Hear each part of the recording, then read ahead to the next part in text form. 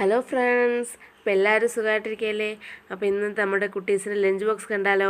അപ്പോൾ അതേപോലെ കാത്തോട്ടിക്ക് ചോറാണ് ഇന്നും. അപ്പോൾ ചോറിന് കൂടെ ഒരു ലൗലോലിക്കയും വെച്ച് മുട്ടയില്ലാത്ത ജീവിതമില്ല കേട്ടോ എൻ്റെ കുട്ടിക്ക്. അങ്ങനെ മുട്ട പൊരിച്ചതും കോവയ്ക്ക മെഴുക്ക് വരട്ടിയായത്. കാത്തോട്ടിയുടെ ചോറ്റുപാത്രം റെഡിയായി. അപ്പോൾ ഇനി ഒഴിച്ച് കറിക്ക് പയറ് കറിയാണ് കേട്ടോ. പിന്നെ സ്നാക്സ് ബോക്സിൽ നമ്മുടെ പക്കാവടയാണ് വെച്ച് കൊടുത്തത് കേട്ടോ. അപ്പോൾ ആൾക്ക് ഫ്രൂട്ട്സിനോടാണ് താല്പര്യം. ഞാൻ പിന്നെ പക്കാവട അങ്ങ് വെച്ച് കൊടുത്തു. കാത്തോട്ടിയുടെ ലഞ്ച് ബോക്സ് റെഡിയായി. അപ്പോൾ കാനൂട്ടിന് അതുപോലെ ചോറും ഉപ്പിലിട്ട മാങ്ങയും കോവയ്ക്ക മെഴുക്കും. നമ്മൾ കറിക്കൂട്ടിന് പിന്നെ കറി കുറച്ച് കൂടുതൽ വേണമല്ലോ. അങ്ങനെ കോവയ്ക്ക മെഴുക്ക് വരട്ടി ഒരു മുട്ട പൊരിച്ചതും കൂടെ വെച്ച് ചോറ്റുപാത്രത്തിലാക്കി.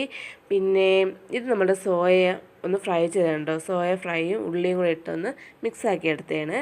അങ്ങനെ അത് കാത്തോട്ടി കഴിക്കില്ല കേട്ടോ. പിന്നെ ഒഴിച്ച് കറിയും വെച്ച് രണ്ടുപേരുടെ ലഞ്ച് ബോക്സ് റെഡിയാക്കി. അപ്പോൾ വീഡിയോ ഇഷ്ടമായാൽ ലൈക്ക് ചെയ്യാനും സബ്സ്ക്രൈബ് ചെയ്യാനും മറക്കല്ലേ. അപ്പോൾ ഇനി അടുത്ത വീഡിയോ കാണാം.